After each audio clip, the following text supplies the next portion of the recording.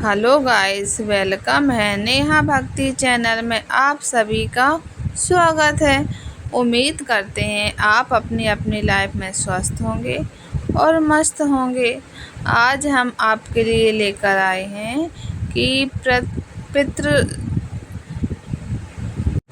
पितृपक्ष है जो वो चालू हो चुका है, तो हम उसकी जानकारी लेकर आपके सामने आए हैं वीडियो के माध्यम से आपको बताने के लिए कि पितृपक्ष में क्या करना चाहिए और क्या नहीं करना चाहिए।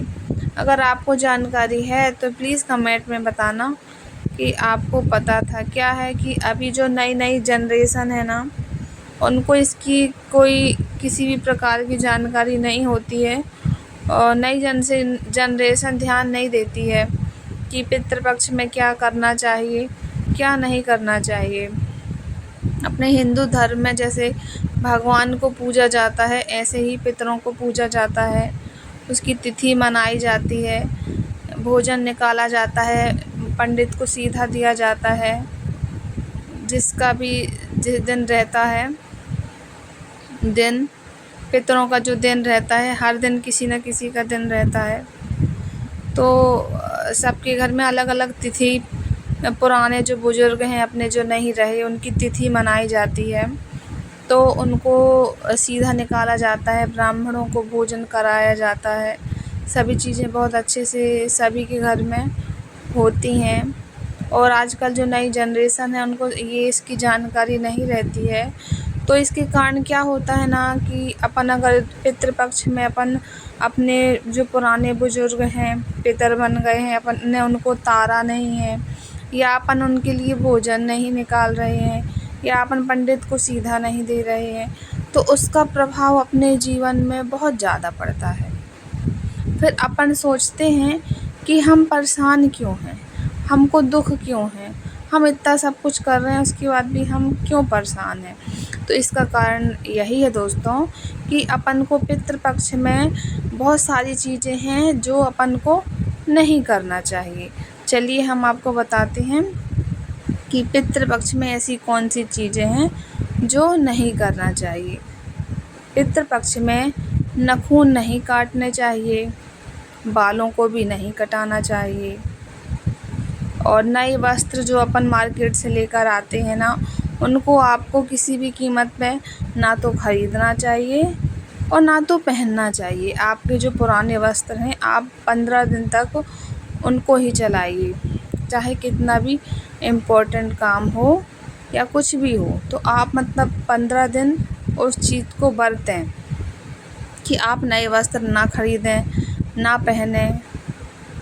तो इस चीज़ का अपन को करना चाहिए कि अपन ये चीज़ ना करें, ठीक है।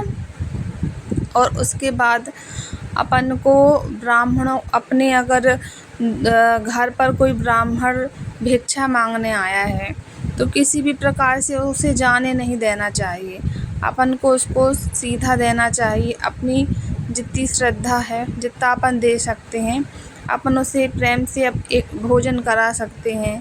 अपन उनको सीधा बना के दे सकते हैं। आपकी जितना श्रद्धा उस प्रकार से आप दान दक्षिणा आप सीधा पंडित को दे सकते हैं। लेकिन अगर आपके द्वारे में कोई खाना मांगने आया है पितृपक्ष में, तो आप भूलकर भी उसे वापस नहीं जाने दें, क्योंकि इसका बहुत बड़ा दोष लगता है। पता नहीं वो किस रूप में आपके घर में आए हैं और आपने उन्हें भूखा जाने दिया है ना। तो इस चीज़ को सोचते हुए आपको जो भी मांगने आपके घर में आए हैं उनको आप प्लीज़ ज़रूर से ज़रूर उनको खाना खिलाइए। हो सकता है तो खाना खिलाइए, नहीं तो आप उन्हें सीधा दीजिए, कुछ पैसे दीजिए जिनका उनका पेट भर सके। वो मतलब खुश हो के जाएँ, आशीर्वाद दे के जाएँ। आप उनको खाना खिलाएंगे ना तो आपके जो पूर्वज हैं ना वो खुश होंगे और आपको आशीर्वाद देंगे, बहुत खुश होंगे वो। तो ये सारी चीज़ें करना चाहिए। और सोना चांदी नहीं ख़रीदना चाहिए, जो लोहे से बनी चीज़ें नहीं ख़रीदना चाहिए। घर में गाड़ी मोटर जो रहती हैं, कई लोग लेके आ जाते हैं, कार लेके आ जाते हैं, मोटरसाइकिल लेके आ जाते हैं, तो इसको भी बिल्कुल ही नहीं लाना चाहिए। और सिंपल शुद्ध खाना खाना चाहिए। प्याज लहसुन का तामसिक जो भोजन होता है वो बिल्कुल ही नहीं खाना चाहिए। 15 दिन तक बिल्कुल शुद्ध शाकाहारी भोजन करना चाहिए। ज़्यादा से ज़्यादा दान पुण्य करना चाहिए। और जो तिथि पड़ती है अपने पूर्वजों की, उनको ज़रूर से ही मनाना चाहिए। उस दिन खाना मतलब नहा धो के बनाने के बाद आप पूरे 15 दिन तक पितरों को आप खाना निकालें। जिसकी पितर मतलब तर भी गए हैं ना, तब भी अपन तिथि मनाते हैं। एक दिन उनके नाम के खाना बनाइए, पंडित को खिलाइए और आप उनके नाम का दान धर्म करिए। तो उससे क्या होगा, वो खुश होंगे, आपको आशीर्वाद देंगे, जिससे आपकी उन्नति होगी। जो आप काम करेंगे उसमें आप सफल हो जाएंगे। तो बहुत सारी छोटी छोटी चीज़ें रहती हैं मनुष्य की लाइफ में जो करना चाहिए। कई लोग इस चीज़ों को नहीं मानते हैं। तो आपने देखा होगा कई घरों में लोग बहुत ज़्यादा परेशान होते रहते हैं, दुखी रहते हैं। उनके घर में पैसा टिकता नहीं है, रोग बीमारी विपत्ति से मतलब घिरे रहते हैं। उनको समझ में नहीं आ रहा रहता है कि ये सब क्यों हो रहा है। तो इसका कारण यही है दोस्तों कि हम जब पितरपक्ष 15 दिन हम मतलब आते हैं तो हमें अपने पूर्वजों को अच्छे से खाना पीना खिलाना चाहिए, उनकी तिथि मनाना चाहिए, सभी चीज़ें अच्छे से करना चाहिए। और जो चीज़ इसमें मना है, जैसे कि मैंने आपको बताया है पहले ही कि नाखून बाल नहीं कटाना चाहिए, नए वस्त्र नहीं लेना चाहिए, सोना चांदी नहीं लेना चाहिए, लोहे से बनी वस्तु नहीं लेना चाहिए। ये सभी चीज़ें बिल्कुल ही नहीं लेना चाहिए पितृपक्ष में। इसका बहुत बड़ा दोष होता है। और कोई भी शुभ काम नहीं करना चाहिए, जैसे शादी हो गया, मुंडन हो गया, कथा हो गई। ये जो शुभ काम होते हैं ना जितने भी, वो अपन को बिल्कुल ही नहीं करना चाहिए। इससे अपने जो अपने पूर्वज हैं वो नाराज़ होते हैं और उसका कोई फल भी नहीं मिलता अपन को।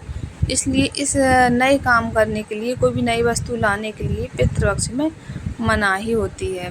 तो दोस्तों, मैंने ये वीडियो इसलिए बनाई है कि जिसको अगर ये जानकारी ना हो तो इस वीडियो के माध्यम से उसको जानकारी हो जाए कि क्या करना चाहिए और क्या नहीं करना चाहिए।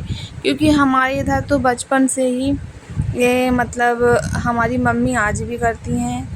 परसों के दिन हमारी दादी की तिथि है, हम अपने गांव जाएंगे और बाकायदा अपनी दादी की तिथि मनाएंगे, पंडित को भोजन खिलाएंगे, बड़े सभी लोग आएंगे, दान धर्म पुण्य करेंगे।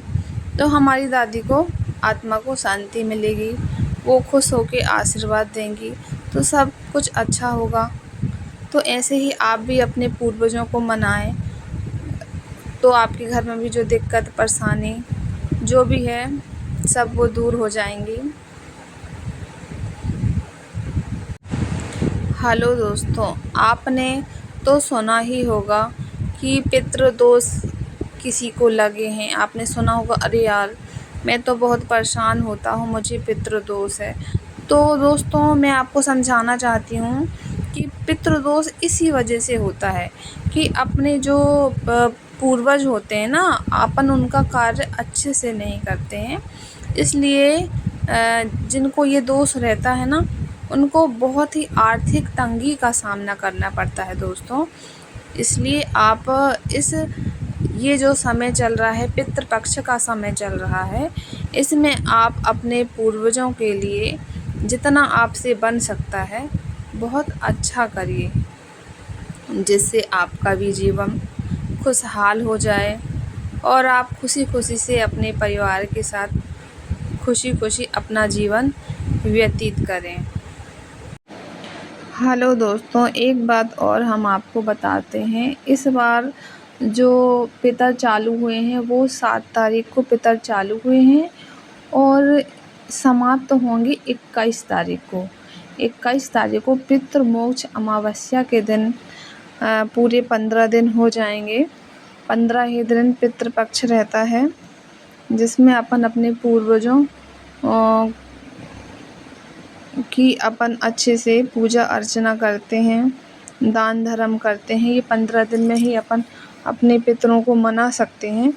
उसके बाद बीच में अपन कुछ नहीं कर सकते, बीच में बस ऐसे ही अपन दान धर्म पुण्य करते हैं। लेकिन इन 15 दिनों में आप जो पितरों के लिए आप करते हो ना, तो आपको उसका सीधे फल मिलता है। इसलिए हम आपसे कहते हैं, आपके घर में भी जो बड़े बुजुर्ग नहीं रह गए हैं, आप उनका अच्छे से कार्य करिए, उनको मनाइए, पूजा अर्चना करिए, नहा धो के खाना बनाइए, निकालिए, जिससे आपके घर में दुख परेशानी ना आए और पैसों की आपको दिक्कत ना हो। अगर जिसको भी पितृदोष रहता है ना दोस्तों, तो उसको पैसों की बहुत ही ज़्यादा दिक्कत रहती है। चाहे वो कितना भी कमा ले, लेकिन वो पनप नहीं पाता है। कारण यही रहता है कि उसको पितृदोष रहता है। वो इन चीज़ों को मानता नहीं है। वास्तव में यह चीज़ें होती हैं। हमने देखा है, पूर्वजों की सेवा करने से, उनको दान धर्म करने से, पितरों को मनाने से बहुत फ़ायदा होता है। अपने जीवन में सारी दुख परेशानियाँ ख़त्म हो जाती हैं और अपना ये जो जीवन है, गृहस्थ जीवन, बहुत ही सुंदर से व्यतीत होता है। हेलो दोस्तों, अब मैं ये वीडियो यहीं समाप्त कर रही हूँ। अगर आपको वीडियो अच्छी लगे तो प्लीज़ लाइक करना, कमेंट करना, चैनल को सब्सक्राइब करना और एक बार बेल आइकन दबाना बिल्कुल भी नहीं भूलना। और ज़्यादा से ज़्यादा हमारी वीडियो को शेयर करना, जिससे हमारी वीडियो के माध्यम से सभी को ये जानकारी पहुँचे और सभी लोग बहुत अच्छे से अपने पूर्वजों की पूजा अर्चना करें, जिससे सभी के घर में ही सुख समृद्धि आने लगे। सभी को राधे राधे, जय श्री राम, हर हर महादेव।